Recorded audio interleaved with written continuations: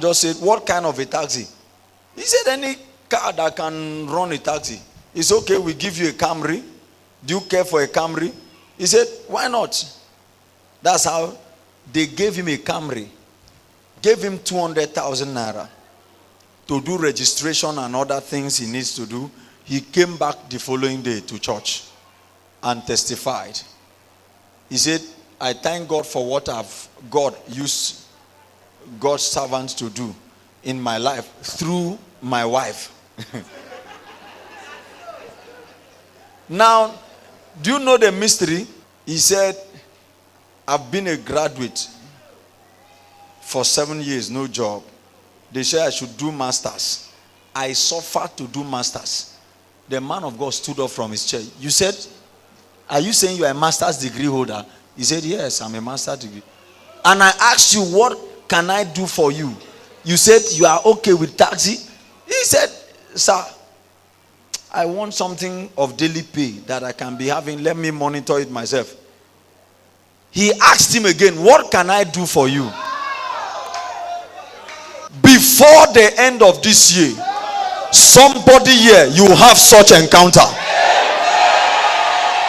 Before the end of this year, somebody will ask you, what do you have me do for you? Has God not even asked you? He said, ask and he shall receive. What have you asked him? He asked blind Bartimaeus, what do you have me do for you? He said, that I might receive my sight. If he told him, I want to be married, I need accommodation, I need a job, wouldn't he have given him? Let me give you a hint. Prepare yourself and be ready. So that if anybody asks you, Papa Ibiome saw, I sent him a text, he called me. He said, so Mike, what do you want me to do for you? I told him, it's as straight as anything. I told him, I said, my father, teach me what you know that has made you you.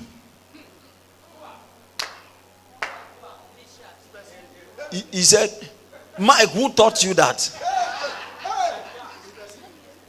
He thought I'm going to ask for money. What nonsense money? Am I looking for fish? Don't give me fish. Teach me how to fish. He said, is that all you want? I said, that's all I want. I said, teach me what you know that has made you who you are. That's all I need. It's okay. Meet me in Uyo for the crusade. There are things I will give to my PA to give to you. He said, do this, do this, do this, do this. He said, start from there first. I said, is that all? He said, no. Consume it by little. I said, no. Give me as much as you can give me. Leave me. Give me a little time. Don't give me small quantity. I have capacity to contain it. Let me go and work with it so that you won't forget. I told myself, when we finish, I said, let anniversary roll away so that I can focus on what he has told me. There are things you need from people. If Bill Gates asks you today, what do you have me do for you? What will you tell him? Don't ask him for money. Tell him, make me one of your board directors. That's to say, forever, your generation can never be hungry. Like they ask me to the half of my kingdom. And all the girls said, he said, I need the head of John the Baptist. If you meet Ayade today and he asks you at the airport, maybe you run into him at the airport, sit down please, and he asks you, what do you have me do for you? What will you tell him? No. If you meet Ayade today and he asks you this same question, he asked this man of God asked the man, he said, now, what do you want me to do for you? He said, what did you study? He said, I'm a geologist. He said, you mean you have masters? He said, yes. He asked him, what do you want me to do for you? Do you know what he told the man? He said, sir, if it's that, house rent has been an embarrassment. If you can, I wouldn't mind if you can just build us a 3-bedroom flat. The man asked him, how much will the 3-bedroom flat cost? He says, sir, in my area where I'm staying, land there, a plot of land is about 500,000. If you negotiate well, you can get 3 plots for 1 million naira. To put it up will not take more than 4 or 5 million. So the man said, so you are talking about this thing you are saying, you are talking about 6 million naira. He said, yes. So if I give you 6 million, it means you are okay. He said, yes. The man looked at his PA.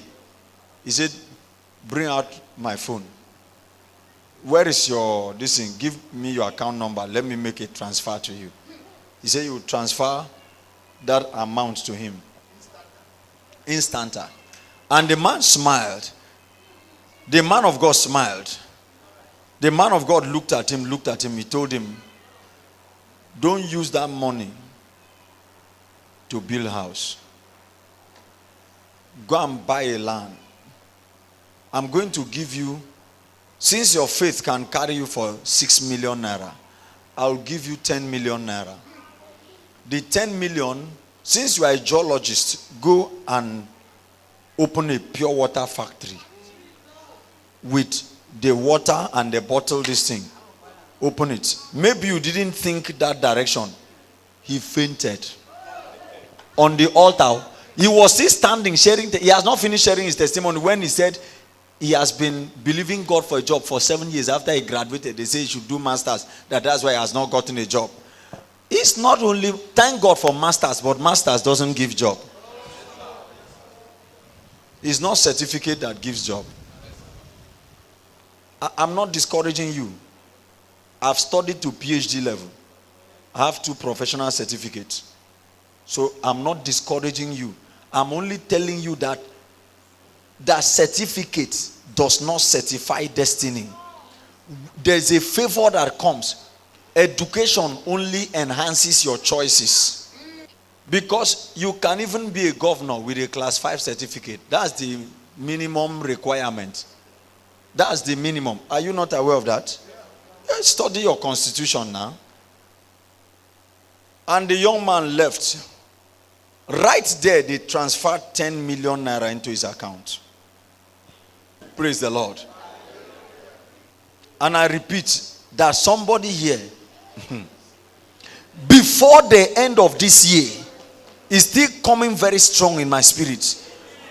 You will stand before a major destiny relationship that will ask you, what do you have me do for you? If you tell me that, I know what to tell you. Depending on your capacity, whichever one. I won't tell you give me money because I may finish the money. If Dangote should ask me such a question, I know what to tell him. I want to give you 3 major relationships never to play with on earth. I told you not all relationships are the same. Did I say so? Number 1 relationship is the mentorship relationship. Mentorship relationship. Who are mentors? Mentors are coach, instructors. They are coach, they are instructors. They are motivators. Mentors are shortcuts to greatness. To win the heart of a mentor is to have access to unlimited secrets. To win the heart of a mentor is to have access to unlimited secrets and resources. Don't look for inheritance from relationships. You may end up frustrated. Look for relationship. When you look for relationship, the relationship will deliver the inheritance. If you win my heart, is it my money that I can't give you? There's nothing I won't give to you. To win my heart is to win all I have. Mentorship relationship. Hear me. There is no professional engineer, medical doctor, lawyer that can stand out without a mentor. Is it possible? Koleshele. Impossible plus cannot. Impossible. Even in the music industry, there is no singer, star singer, without a mentor. There is no pastor, a star pastor, without a mentor. The pastor needs to be pastored by another pastor. I'm not talking about you have a mentor that is on Facebook, you don't meet. There are problems Facebook and emails cannot solve. They need to sit with you one-on-one and talk to you and tell you their experiences and tell you how to come out of it. They need to listen to you. You cannot have a mentor that you cannot access. It's not a mentor. It's a mentor. Hello? How can you claim you have a mentor and you have never sat down with such a mentor? Why? There are trade secrets to be collected from a mentor. Any girl that must succeed in marriage must have a female mentor. Certified, approved, tested, accredited. If not, you will enter marriage and be misbehaving. The same thing with the man. You must have a mentor. In your finances, you must have a mentor. If you don't have a financial coach, you may end up in financial reproach, because there are the laws of money. There are the tenets of wealth that must be taught. What do these mentors do? Number one, they motivate. Number two, they instruct. Number three, they correct. Number four, they judge. Did you hear what I said? They instruct, they correct, they motivate, and they judge. They charge you. That's motivation. They charge you. The mountain you couldn't climb before, you will climb it. They will tell you, boy, you can climb that mountain. Relax. I met a higher mountain, I climbed it. So you too, you can climb it. When you lack a mentor, what torments others will torment you. Because in the absence of a mentor, you have a tormentor. They motivate you. They instruct you. Every of their instruction is for flight. In airplane, you don't have drivers. You have instructors. They instruct you. So for flight is about instruction. They have instructors. In football, they have coach. In flight, for a pilot, they have instructors.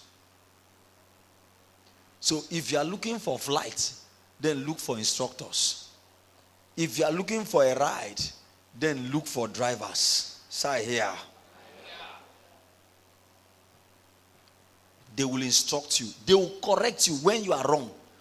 So if you hate correction, it means you can't flow with an instructor, with a coach, with a mentor, because they will correct you. They will look at your face. They won't pamper you. They will rebuke you. They will judge you. What friends will be celebrating you and carrying your hand up that you have done what Napoleon has not done? When you meet a mentor, a coach, he will water it down as if you have not done anything, and will show you a greater height to climb. Why you see many people hang around small testimonies is because they've not met a coach, a mentor that challenges them. They should drop that old school testimony and move ahead. How do I relate with mentors? How do I relate? Number one, humility. You must be humble. Don't claim you know. When you meet a mentor, don't start telling the mentors. Don't become a teacher to the mentor. Be quiet. When the mentor is talking, keep quiet and listen. Don't be sharing your testimonies. Allow him to tell you what he needs to tell you. Be humble. Don't go and start competing with that mentor. Number two, obedience. Whatsoever he tells you to do, do it. Obey their instructions. Number three, loyalty. Be loyal. Be completely loyal to them. To be loyal means to be faithful. Be wholly faithful. Follow them heart to heart. You want to learn how to repair these fans, how to repair this roof. And a coach is telling you to do this. You are reacting. You want to eat like your coach. You are dead already. Say, how can he give me pomo and he's eating fish? See, fisherman's head. See how they do this thing with pounded yam. And he gave me this akbo I should eat. See what he gave to me. You are a thief. You think he got there by luck? You don't know that he too served to get to where he is?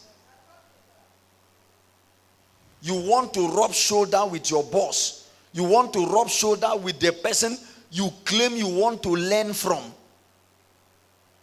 Where? How? He sleeps in a 5-star hotel. You too? You say, I cannot sleep in a guest house. I cannot sleep in an inn. How can he sleep in a 5-star and puts us there? Hear me. Before a mentor, you will write several exams. Hello? You will write several exams. A mentor is not your mate. Is not your colleague. Though you may be older than that person, but it has nothing to do with age. As long as the person has what you are looking for, at that point you are a protege. He's a mentor. And if you will not humble yourself, he won't teach you. The meek will he guide in judgment. He has revealed them to babes and sucklings. Babes and sucklings. Those people that are babyish, they want to learn, they want to know. Don't become an adult before a mentor. Even what you know, keep quiet. Somebody walks into your unit. That is in your unit doesn't mean that all of you are mates. You are not mates. Because the person might be your coach. So to react to a coach is to be deprived of knowledge. And to be deprived of knowledge is to be destroyed. For my people are destroyed. Because of what? Anybody that gives you knowledge, you should respect the person. Do anything to keep the person. Do anything. I think we have established that in every relationship there are strengths and there are weaknesses. Take the strength and manage the what? The weaknesses. You meet a man that is a first class medical, maybe he's a surgeon, or maybe he's a gynecologist, and you too, that is your field, and you say, no, that man is a chain smoker, I cannot stay with him. Then be deprived of the knowledge. Hello? You didn't go there because of the chain smoking. You went there for his knowledge. So whatsoever you do to endure the smoking, endure it. He will not be smoking inside the theater. He will not be smoking when he's with a patient. And he will teach you when he's with a patient. You say, no, I don't like his lifestyle. It's not everything. Hear me. There are unbelievers you must learn from. If you are not aware, be aware of it. Even the wicked man has strength that you need to learn things from. Study about Adolf Hitler despite his wickedness. Study about Osama bin Laden despite the havoc. No, I cannot learn from unbelievers. You've not started yet. Even Jesus starts with unbelievers. Praise the Lord. So obey them. Be loyal. Be humble. The next point, serve them. Serve. Don't be bigger than service. You cannot be bigger than your mentor. If somebody is your mentor, how can you be bigger than cleaning his shoe? How can you be bigger than washing his car? How can you be bigger than washing his clothes? How can you be bigger? There are things you must do. Serve that mentor. There are people in your unit, whether you are HODs, that by reason of their capacity, you need what they have. At that point in time, don't carry your HOD's mindset because you may miss it. Carry a servant's heart to learn from them and draw from them. Say here. Because a lot of us, we've not discovered these things. Somebody may be seated by you all the time, and every time you people will come pray, you just shake hands, you go. You don't know that inside that person is your destiny tied. Inside that person, when you play close, you join their chariot. Just joining yourself to that person, things can turn around you 360 degrees. Not everybody in church are equal by placement. They are all equal by grace. But by placement, they are not all equal. Say here. Relationship with gatekeepers. We finish relationship with mentors. Let's touch relationship with gatekeepers. Hear me clearly. Relationship with gatekeepers. There are kings and there are kingmakers. There are those in power and there are those at the corridors of power. Say here. For every king, there is a gatekeeper. For every influential man, there is a man of influence. Now hear me. Gatekeepers are people you may call the middleman, your gate between you and your major man of influence that you are looking for. If you want to see me, protocols are there. There are those we call gatekeepers. If you want to see me, there's a secretary. You won't just bump into my office. Am I correct? A gatekeeper may be the driver of the man. A gatekeeper may be a PA, personal assistant. A gatekeeper may be the cook or the chef. A gatekeeper may be the security. A gatekeeper may be a dry cleaner. A gatekeeper may be a sweeper in the king's palace. A gatekeeper may be a messenger. I want to show you a major key where people are missing it. Hear me. There are bureaucracy to see a particular person. Every organization, every institution, every family, every person in life has what? Has a gatekeeper. You cannot despise an orderly. Whether he's a policeman that has no rank, you cannot despise him. As far as the person you are looking for is the one in charge of that person. I want to show us where most people have missed it and are missing it. Hello? Daniel chapter 1 verse 3. And the king spake unto Ashpenaz, the master of his eunuchs. Have you heard that?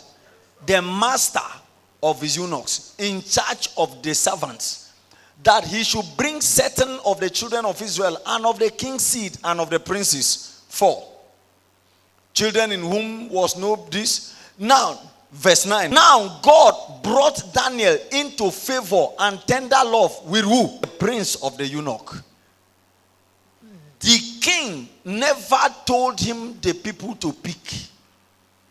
He only gave him the conditions. He didn't tell him, pick Daniel, pick Shadrach, pick Meshach. No. God knows that a gatekeeper is a very sensitive person. He brought Daniel into favor and tender love. Go to John chapter 12, verse 20. There were certain Greeks among them that came up to worship at the feast. 21. The same, therefore, came to who? Came to who? Which was of Bethsaida of Galilee, and desired him, saying, Sir, we will see who? They couldn't meet Jesus one-on-one. There is bureaucracy. There is protocol. There is a laid down rule. Sir, we want to see Jesus. Look at, I'm going to break down this behave wisely. How to apply this wisdom. Holy Spirit, help me. Under behave wisely, number one, never make them your enemies, but make them your friends. Never react at them, but respond to them. Now, you want to see me, and my protocols are there. Maybe 5 of you came at the same time, and they kept you. They called the first person, called the second person, called the third person, called the fourth person, and they didn't call you first. They didn't call you second. You don't need to hate them, because to hate them means it will be difficult for you to have access to me. Yes or true? A lot of us, we have gone to people's offices, and we go to react at a messenger. And the messenger has hidden your file till today. We said they look very insignificant, very irrelevant, very unimportant, but they are very powerful, very influential. A messenger can hide your file, can hide your contract letter. When you make them your friend, hear me and hear me very well. When they become your friend, they can give you information that can change you. Befriend them. Never you forget that some of them can be very arrogant, very saucy, very stubborn. No matter how you treat them, you still see them misbehave. I will teach you how to handle it. I face it. To react at them, hear me, you must master emotional intelligence. You must know how to control your emotions. Play around them. Don't react to them. No matter how they keep you there, let smile still be on your face. When you know that your boss is close to a particular person, if you make that person your enemy, you are finished. A lot of us don't know that. This is your boss, or this is the man of influence you want to see. You want to see this man come, but you know that this man loves this man so much, is so attached. This one here is so attached to him, and he says it, and you have noticed it. You'll be the fool of the highest order to go and start fighting this man, and you want good from this man. A lot of us, we have been doing that. When you know that your boss or the person you are looking for is very close to this person, look for a way and make this man your friend. When they sit down together to discuss, 2 of them, they chat like friends and brothers. And you are a stranger.